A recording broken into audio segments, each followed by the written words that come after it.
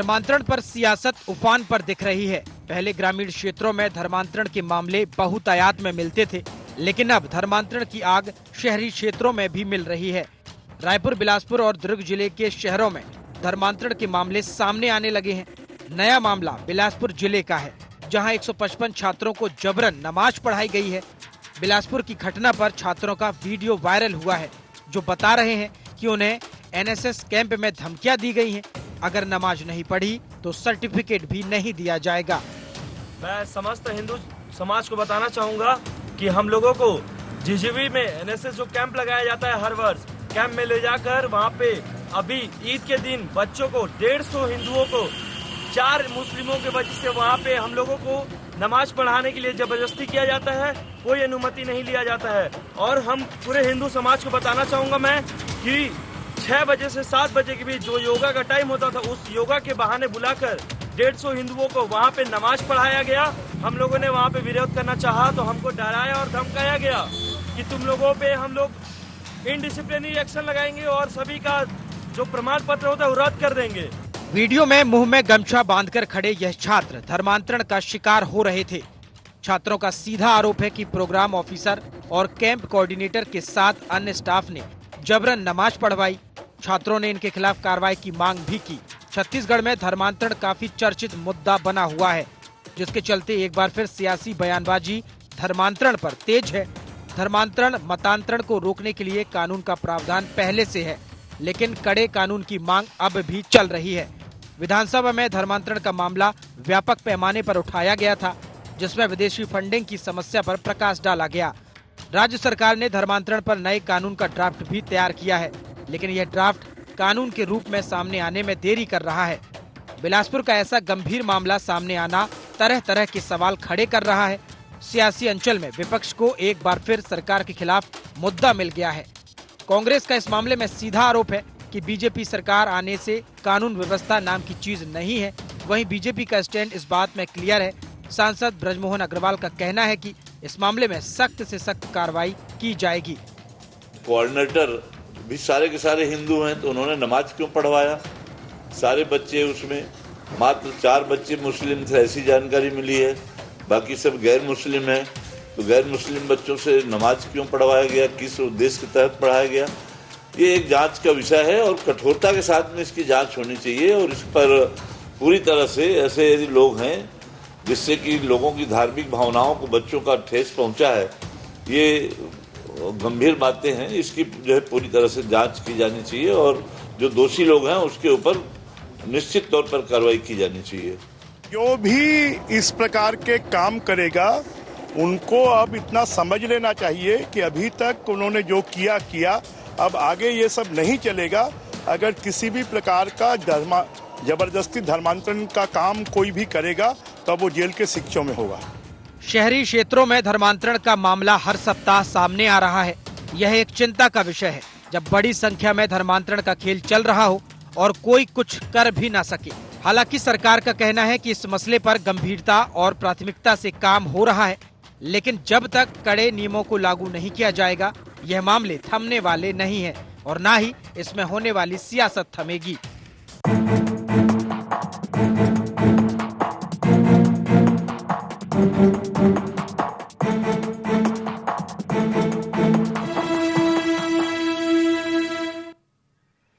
नमस्कार, स्वागत है आपका गुहार छत्तीसगढ़ देख रहे हैं आप। मैं हूं आपके साथ प्रशिता शर्मा। छत्तीसगढ़ में हो रही धर्मांतरण पर सियासत या कहे फिर चर्चाएं कोई नई बात नहीं है। अक्सर इस तरह के मामले ग्रामीण क्षेत्रों से सामने आते रहे हैं, लेकिन अब ये जो धर्मांतरण का खेल है वो शहरी क्षेत्रों तक पहुंचता हुआ नजर आ रहा है। और उसी के जैसा ये मामला सामने आया है, जहां बिलासपुर के विश्वविद्यालय में हिंदू छात्रों को जबरन नमाज पढ़ाने का ये पूरा मामला था। और साल में ये चौथी बार है जब धर्मांतरण से जुड़ा मुद्दा शहरी क्षेत्र में गरमाया। इसके पहले राजधानी रायपुर के से सटे एक ग्रामीण क्षेत्र में भी बड़ी तादाद में धर्मांतरण का खेल चल रहा था। और वहीं अब ये बिलासपुर में गुरु घासीदास विश्वविद्यालय की घटना सामने आने से धर्मांतरण पर सियासत की बयार एक बार फिर शुरू हो गई है। लेकिन सबसे बड़ा सवाल यही है कि छत्तीसगढ़ में धर्मांतरण पर रोक कब लगेगी। चर्चा आज इसी पर करेंगे। उससे पहले जान लेते हैं गुहार के पॉइंट्स क्या है। क्यों फैल रही धर्मांतरण की आग? क्या कड़े कानून से थमेगा धर्मांतरण? धर्मांतरण के नाम पर क्यों हो रही सियासत? अब तक हुए धर्मांतरण मामलों में क्या लिए गए एक्शन? इन्हीं मुख्य सवालों के साथ चर्चा की शुरुआत करेंगे। खास पैनल हमारे साथ जुड़ गया है, परिचय आपका करा देते हैं। कांग्रेस से प्रवक्ता अजय गंगवानी हमारे साथ जुड़ गए हैं, बीजेपी से प्रवक्ता निशिकांत पांडे जी हमारे साथ जुड़ गए, वरिष्ठ पत्रकार मनीष बोरा जी हमारे साथ इस चर्चा में जुड़ रहे हैं। तीनों का स्वागत है। शुरुआत निशिकांत जी आप इससे करना चाहूंगी चर्चा की। लगातार इस तरह के मामले धर्मांतरण को लेकर सामने आते जा रहे हैं। इसके पहले राजधानी रायपुर से सटे ग्रामीण क्षेत्र से भी बड़ी तादाद में धर्मांतरण हुआ है, मामला सामने आया था। लगातार सरकार कह रही है कि कड़े एक्शन लिए जा रहे हैं, ड्राफ्ट तैयार है, कड़ा कानून लाने की तैयारी है, लेकिन इंतजार इसी का किया जा रहा है कि आखिर रोक कब लगेगी। और यूनिवर्सिटीज जैसी जगहों पर अगर इस तरह के मामले सामने आएंगे तो फिर क्या किया जाएगा?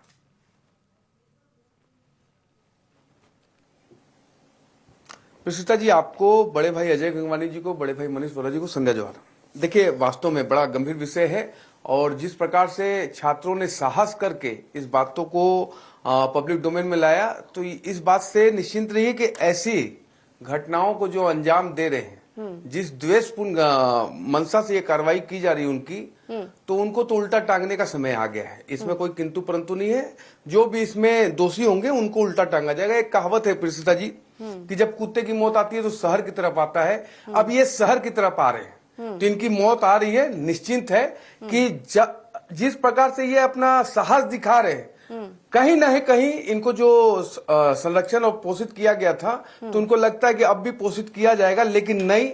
भारतीय जनता पार्टी की सरकार है, प्रदेश में जहां भी ऐसी घटनाएं हमारी जानकारी में आई, तत्काल प्रशासन ने कार्रवाई की है। बहुत शीघ्र नए कानून लाए जा रहे हैं, उसका ड्राफ्ट तैयार है और बहुत जल्दी एक कड़ा कानून आएगा सामने, जिसमें बुलडोज वाली भी प्रक्रिया आपको देखने को मिलेगी कि अगर ऐसा कोई व्यक्ति या समाज या परिवार धर्मांतरण को लेकर अगर सम्मिलित होता है तो उनके पूरे घर को बुलडोज कर दिया जाए। ऐसी कड़ी कानून की आवश्यकता है प्रदेश में और उसी की तैयारी की तरफ हम आगे बढ़ रहे हैं। और ये जो संज्ञान में मामला आया है, इनको उल्टा टांग दिया जाएगा। भारतीय जनता पार्टी की सरकार है, ऐसे लोगों को, अराजक तत्वों को, आपराधिक मानसिकता वाले लोगों को कोई किंतु परंतु नहीं यहाँ पे संरक्षित करने का। जी प्रसिद्धा जी।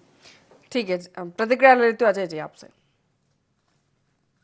पिछले जी महत्वपूर्ण है। मेरे भाई ने बहुत सारे दावे किए। महत्वपूर्ण है कि भाई 15 महीने से आपकी सरकार, पुलिस आपकी, प्रशासन आपकी, सरकार आपकी, क्या बिना राजनीतिक संरक्षण के कोई इंस्पेक्टर इस प्रकार की कार्रवाई कर सकता है क्या? ये महत्वपूर्ण है कि जो मैं आपके चैनल पे लगातार सुन रहा था, 159 छात्रों में से मात्र 4 छात्र मुस्लिम है, बाकी 155 हिंदू छात्र है। क्या कोई इंस्पेक्टर, क्या कोई जो इंचार्ज है, बिना राजनीतिक संरक्षण के, बिना प्रशासनिक मदद के इस प्रकार की कार्रवाई करेगा क्या? सीधा उसकी नौकरी पे खतरे का चिन्ह है। महत्वपूर्ण बात यह है कि आप इस पे कड़ी से कड़ी कार्रवाई करिए। महत्वपूर्ण है कि हिंदू छात्रों से इस प्रकार से जो नमाज पढ़ाना है वो पूरी तरह से गैर कानून है, असंवैधानिक है। जो संविधान का आर्टिकल 25 है, जो धार्मिक स्वतंत्रता की बात कहता है, ये सीधे सीधे उल्लंघन है। यहाँ चैनल पे बैठ के बड़े बड़े दावे करने के बजाय आपको कड़ी से कड़ी कार्रवाई करनी चाहिए। दूसरी महत्वपूर्ण बात है, भैया विष्णुदेव साय सरकार को 15 महीने से ज्यादा हो चुका है। मुझे आज भी याद है विष्णु जी विधानसभा की पहली बैठक में उन्होंने स्पष्ट रूप से कहा कि हम धर्म स्वातंत्र कानून लाएंगे, जिसमें कड़े से कड़े कानून धर्मांतरण के खिलाफ होंगे। अगर आप सचमुच धर्मांतरण के खिलाफ कार्रवाई करना चाहते हैं तो 15 महीने से आपकी डबल इंजन की सरकार है, किसने आपको रोक के रखा है? क्यों नहीं धर्म स्वातंत्र कानून लाके कड़े से कड़े कानून लाना है? लेकिन भारतीय जनता पार्टी की नियत नीति मंशा धर्मांतरण के खिलाफ कानून लाने की नहीं है। इनकी जो नियत नीति मंशा है, कभी धर्म के नाम पे, कभी हिंदुत्व के नाम पे, कभी शरम राष्ट्रवाद के नाम पे, गाय और गोबर के नाम पे, कभी गंगा जल के नाम पे, कभी प्रभु श्री राम के नाम पे इनको राजनीति करनी है। छत्तीसगढ़ की जो गंगा जमुनी तहजीब है उसमें नफरत और हिंसा फैलाने का प्रयास है। ये तो स्पष्ट रूप से दिखता है। कभी आरएसएस और भारतीय जनता पार्टी धर्म को धर्म से लड़ाना, एक वर्ग के प्रति दूसरे को खड़ा करना, धार्मिक उन्माद और सांप्रदायिक हिंसा फैलाना, ये भारतीय जनता पार्टी का एजेंडा और रणनीति टूल है। पहले भी हमने देखा जब हम विपक्ष में थे, कवर्धा में, वीरनपुर में, नारायणपुर में, इन्हीं का जिलाध्यक्ष आज गिरफ्तार होता है। कवर्धा में यही भारतीय जनता पार्टी इनके कार्यकर्ता हमारे ठीक है। प्रशासन से शांति मार्च की परमिशन लेते हैं। आज बस्तर से, धमती से, रायपुर से, दुर्ग से लड़के बुला के धार्मिक उन्माद और सामाजिक हिंसा ठीक है, बढ़ाने के बाद जवाब लूंगी इसका। ये तो बड़ी बात है और ये बड़ा सवाल है भी कि किसके संरक्षण में फल फूल रहा है और आखिर क्यों कोई सख्त कार्रवाई नहीं हो पा रही है। मनीष जी का रुख करूंगी मैं। सबसे बड़ी बात, सियासत से हट के, आरोप प्रत्यारोप से हट के, ग्रामीण क्षेत्रों में धर्मांतरण, जहां पे कारण समझ में आया कि शिक्षा की कमी है, स्वास्थ्य व्यवस्थाओं की कमी है, किसी तरह का लालच दिया जाता है, आदिवासी लोगों को निशाना बनाया जाता है, लेकिन यूनिवर्सिटीज में अगर ऐसी चीजें होंगी तो फिर कौन जिम्मेदार होगा? अगर कल को कोई घटना घटित हो जाए तो फिर क्या किया जाएगा? मनीष जी। देखिए, इस प्रकार की जो घटनाएं होती हैं, ये घटनाएं निश्चित रूप से एक दो छात्र में लगभग 150 से अधिक छात्र वहां पर थे और इनमें भी इस प्रकार की घटना होना ये अपने आप में चिंताजनक विषय है कि इस प्रकार की स्थितियां क्यों बनी और ये स्थितियां बनी उसकी जिस प्रकार से कहा जा रहा है, जो मैंने वीडियो देखा उसमें कहा जा रहा है कि हमको धमकियां दी गई और ये बट आज निकल करके आप सामने आए हैं, आप थाने में जाकर के कंप्लेंट किए हैं, तो मुझे लगता है उसमें भी आपको वहां पर विरोध करना चाहिए था।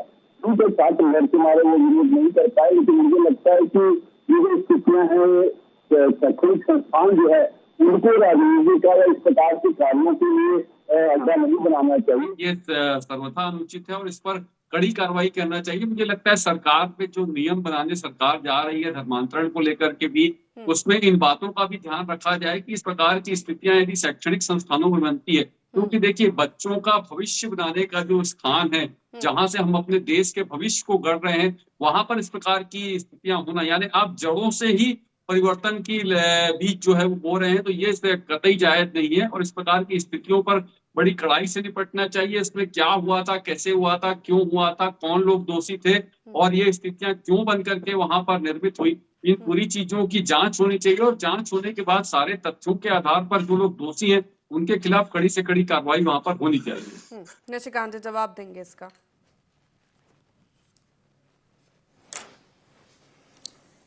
प्रिसिता जी, जो हमारे बड़े भाई कह रहे थे कि लगातार ये घटनाएं आ रही सामने, देखिए सुकमा एसपी और बस्तर कमिश्नर ने जो प्रेम पत्र लिखा था भूपेश दाऊ को, क्या लिखा था उसकी जानकारी शायद बड़े भाई को नहीं है। दूसरा, हमारे बड़े भाई ने कहा कि चैनल पे बैठ के दावा कर रहे हैं, तो चैनल पे बैठ के दावा ही किया जा सकता है, चैनल पे कार्रवाई तो हो नहीं सकती। गंगवानी जी, आप कर सकते हैं क्या चैनल पे बैठ के कार्रवाई? नहीं हो सकती, संभावना ही नहीं है। जांच होगी और जो भी दोषी होंगे उनको उल्टा टांग दिया जाएगा, कोई विषय नहीं इसमें। अब महत्वपूर्ण विषय आता है प्रिसिता जी कि जंगल में मोर नाचा किसने देखा, लेकिन यहाँ तो छात्रों ने देखा और बर्दाश्त किया है। अब तो इसका जो सबूत मांगते थे हमारे कांग्रेस के मित्र की सबूत क्या है, अब ये सबूत के रूप में छात्र सामने आए हुए हैं और छात्र बोल रहे हैं कि ऐसी घटना हुई है। वास्तविकता में ऐसे लोगों की आवश्यकता है जो इस बात को उजागर करें कि ऐसी घटना, क्योंकि बंद कमरे में क्या हो रहा है कोई जानकारी ले नहीं पाता, उसके एविडेंस नहीं मिल पाते। लेकिन अभी जंगल में मोर नाचते हुए इन छात्रों ने देखा है, तो ऐसे जिहादियों को जो नमाज पढ़ा रहे हैं जबरदस्ती, किस मंशा से पढ़ा रहे हैं, इन जिहादियों पे एकदम बिल्कुल बुलडोज करने वाली कार्रवाई होगी। लेकिन हमारे बड़े भाई लगातार हम पे प्रश्न करते रहे कि हम हिंदू मुस्लिम करते हैं, राम मंदिर करते हैं, ऐसा विषय नहीं है। प्रदेश में 1.5 साल से हमारी सरकार चल रही है। नक्सल पे देखिए क्या हमने कार्रवाई की है, शानदार, ताबड़तोड़। आप तो आंसू भी बहा लेते हैं आतंकवादी के लिए भी और नक्सलियों के लिए भी, बल्कि लेकिन निशिकांत जी 15 महीने हो गए। देखिए धर्मांतरण का मुद्दा विपक्ष में थे, जमकर आवाज उठाए विपक्ष के नाते आप लोगों ने कि ये खेल चल रहा है, उसको बंद होना चाहिए, इस पर कार्रवाई होगी। जब हम सत्ता में आ पाए, सत्ता में शुरू से दावा किया जा रहा है कि कड़ा कानून लाया जाएगा, ड्राफ्ट तैयार है, अगले विधानसभा सत्र में उसको सामने लाया जाएगा, लेकिन कब लाया जाएगा? क्योंकि अगर ये और बढ़ेगा तो फिर इसकी जिम्मेदारी विपक्ष तो सवाल उठाएगा। कोई भी चीज विपक्ष सवाल पूछे और साथ में यह भी कहे कि धर्मांतरण के खिलाफ भारतीय जनता पार्टी के साथ हम कंधे से कंधे मिलाए खड़े हैं, इनकी हिम्मत नहीं होती ये बात। लेकिन दूसरी बात, आपने जो कानून की बात कही, कानून ला रहे हैं, बहुत सारे एस्पेक्ट को आपको देखना पड़ेगा प्रिसिता जी। आप आने वाले 10 साल 20 साल 50 साल को देख के अगर कानून बनाते हैं तो जाके उसका इंप्लीमेंट शानदार होता है। उसके सारे तरीके पे इतने शानदार तरीके से लोग, बस्तर में जो सुदूर वनांचल है, जब एसपी ने चिट्ठी लिखी थी, क्या लिखा था कि बहुत तेजी से बस्तर में धर्मांतरण हो रहा है, क्योंकि संरक्षित और पोषित किया गया था कांग्रेस पार्टी के द्वारा। नारायणपुर को जलाया गया, हुलेलुया करके नारायणपुर को जलाया गया और हमारे जिला अध्यक्ष को जेल में डाल दिया गया। तो होता ये था कि एक तरफ तो उनको संरक्षित किया जाता था, दूसरे तरफ जो विरोध में खड़े उनको जेल में डाल दिया जाएगा। तो ऐसा अभी नहीं है, कहीं से भी कार्रवाई कोई घटना सामने आती है। 15 महीने हो गए सत्ता में आए हैं, अब तो कोई सख्त कार्रवाई या सख्त एक्शन तो लेना पड़ेगा ना। अब तो ये सख्त, और सवाल ये भी उठता है कि 15 दिन 31 ईद वाले दिन ये छात्रों से नमाज पढ़ाई गई, जिसमें कोऑर्डिनेटर का नाम सामने आ रहा है, वो भी हिंदू। 4 मुस्लिम छात्र थे, उन्हें मंच पर बुला दिया गया, मोबाइल जमा करा लिया गया, एनएसएस का कैंप चल रहा था, वहां पर ये हो रहा है। कई सवाल है ना, क्या जांच हो रही है, किस स्तर पर कार्रवाई होगी, ये भी तो स्पष्ट करना होगा ना। और प्रीसिता जी, ये जो कार्रवाई होगी वो आपको उदाहरण के रूप में प्रस्तुत किया जाएगा पूरे प्रदेश में। हमारी मंशा कितनी क्लियर है, मैं आपके सामने डंके के चोट पे कह रहा हूं कि उल्टा टांग दिया जाएगा। इसका मतलब है कि शासन और प्रशासन निर्णायक मोड़ पे काम कर रहा है कि इस तरह की चीजों को बर्दाश्त नहीं किया जाएगा। लेकिन जहां कांग्रेस पार्टी की बात करते हैं, देखिए कांग्रेस पार्टी कैसे करती है, पहले तो इनकार करते हैं कि धर्मांतरण का एक भी केस हुआ हो तो हमारे समक्ष भारतीय जनता पार्टी उदाहरण या सबूत लेके आए। जब सुकमा एसपी चिट्ठी लगता है, मुख दर्शक बन के सो जाते हैं, काहे भैया क्यों सोते हैं आप। लेकिन भारतीय जनता पार्टी विपक्ष में थी तब भी धर्मांतरण पे पूरी सख्ती से बात करती थी। आज भी हम सत्ता में डंडे के चोट पे करेंगे, उल्टा टांग देंगे। कोई भी एक ऐसा व्यक्ति निकलेगा, जांच होगी और जांच के बाद जो कार्रवाई होगी तो कोई जी आगे आपकी बात जांच तो दीजिए प्रीसिता जी। जी पिछले जी देखिए, मेरे छोटे भाई बड़े जोश में भाषण दे रहे हैं चैनल पे। भाषण देने से ज्यादा जरूरी है आपकी कार्रवाई दिखे, फील्ड पे वो दिखनी चाहिए। 2 चीजें बहुत महत्वपूर्ण है, मैंने 3 बार रिपीट किया। आपने भी मेरे छोटे भाई से पूछा, भैया 15 महीने हो गए, अब विपक्ष में नहीं है, आरोप लगाने के लिए नहीं बैठे, सत्ता में बैठे, चुन के आपको छत्तीसगढ़ की जनता ने भेजा है, क्यों नहीं बना रहा 15 महीने में। दूसरी महत्वपूर्ण बात पिछला जी, आज केंद्र सरकार, स्पष्ट रूप से केंद्र सरकार को माननीय सुप्रीम कोर्ट ने निर्देशित किया कि धर्मांतरण के खिलाफ एक केंद्रीय कड़े कानून बनाए जिसको पूरे देश में लागू करें। तो स्पष्ट रूप से दिखता है पिछला जी, नहीं ये छत्तीसगढ़ में धर्म स्वातंत्र कानून को 15 महीने में लागू कर रहे हैं। 11 साल से केंद्र में मोदी की सरकार है, क्यों कोई कड़ा केंद्रीय कानून नहीं बनाते, क्योंकि इनको सिर्फ जो है हिंदू मुस्लिम और धर्म के नाम पे राजनीति करनी है। दूसरी महत्वपूर्ण बात है कि आज एक जो यूनिवर्सिटी है पिछले जी, जिस केंद्रीय जो ये यूनिवर्सिटी बिलासपुर में जिसके छात्रों को मजबूर किया गया, ये केंद्रीय यूनिवर्सिटी है। केंद्रीय यूनिवर्सिटी को जो संचालन कर रही है वो राज्य सरकार चल रही है। मतलब अगर ऐसी यूनिवर्सिटी में कोई घटना हो रही है उसके लिए केंद्र सरकार और राज्य सरकार दोनों बराबर की उत्तरदायी हैं। आप भैया डबल इंजन की सरकार, अब तो ट्रिपल इंजन की सरकार हो गई है, बड़े बड़े दावे करें, कार्रवाई क्यों नहीं करेंगे। फिर वो ये भी कहेंगे जब आपकी सरकार में जब पत्र लिखे गए तो आपने कोई सख्त कार्रवाई क्यों नहीं की। निश्चित ही राज्य सरकार भी जिम्मेदार है ना उसकी। यही बिलासपुर की यही यूनिवर्सिटी 2 साल पहले मुस्लिम फेडरेशन के एक्टिव होने का भी मामला सामने आया था। यहाँ से दो चीजें स्पष्ट करना, मैं आपको बहुत सोशल मीडिया ग्रुप्स पर लोगों को बरगलाना, ब्रेन वॉश करना, इस तरह का मामला भी सामने आया था 2 साल पहले की, इसी यूनिवर्सिटी की बात है। पिछले और कोई प्रश्न तो जोड़ लीजिए ताकि मैं बोलना शुरू करूं। जी बोलिए, आप बोल ही रहे, सवाल तो पूछूंगी ना अजय जी। बिल्कुल मेरे एक निवेदन है, मैं अपनी बात कंप्लीट कर लूं। मैं आपके चैनल में बैठे ही प्रश्नों के जवाब देने। 2 चीजें मैं स्पष्ट कर दूं। आज रमन सरकार के 15 सालों में आप इतिहास चेक करिए, सबसे अधिक धर्मांतरण के किस्से जो है वो इनके 15 सालों में होते रहे। आज इनके वरिष्ठ मंत्री, मैं नाम लेना उचित नहीं मानता, रामकुंड की प्रार्थना सभा में हर हफ्ते शामिल होते थे। दूसरी महत्वपूर्ण बात है, भैया आप लगातार चंगाई सभाओं का आयोजन करते हैं और मैं तो स्पष्ट रूप से कह रहा हूँ, अभी हमारे 5 साल के कंपेरिजन में आपके 15 महीने में ज्यादा धर्मांतरण हो रहा है। क्योंकि दिखावे के लिए मेरे छोटे भाई चैनल में बड़े दावे कर रहे हैं, लेकिन धर्मांतरों को संरक्षण कौन दे रहा है। आज केंद्रीय यूनिवर्सिटी में आखिर किसके संरक्षण में आज जो प्रभारी है, जो उसकी हिम्मत कैसे हो पा रही है। आप उल्टा टांग दूंगा, अरे घटना के पहले टांगे ना भैया, घटना होने के बाद टांग के कर क्या लेंगे आप लोग। इस प्रकार का मैसेज देने की बात क्या है। क्या छत्तीसगढ़ की गंगा जमुनी तहजीब को आप यहाँ शांति को भंग करके धार्मिक उन्माद और घटना हुई नहीं है। दूसरी महत्वपूर्ण बात मैं कहना चाह रहा हूँ, क्या मानसिक राजनीति नहीं करते।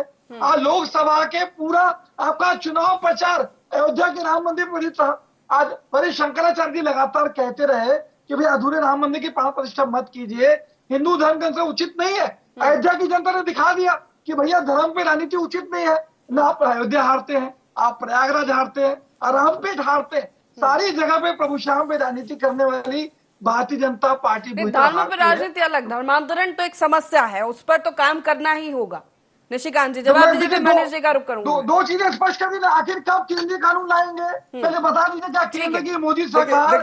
जवाब लेते निशिकांत जी, फिर मनीष जी का रुख। अजय गंगवानी जी ने कहा बता दीजिए कि राजनीति करते रहेंगे बस। अजय गंगवानी जी ने कहा कि घटना होने के पहले कार्रवाई कर लीजिए। अब ये मानसिक दिवालियापन नहीं है, घटना हुई नहीं है, मतलब उस पर कार्रवाई कर ली। दूसरा इन्होंने कहा कि अयोध्या पे राजनीति की, इसलिए अयोध्या हार गए। अरे जामा मस्जिद आप लगातार हार रहे हो, वर्षों से हार रहे हो, 10 कुछ हार रहे हो, हम तो कभी सवाल नहीं पूछते आपसे। आप जामा मस्जिद आज से हार रहे हो क्या? मेरे छोटे भाई दशकों से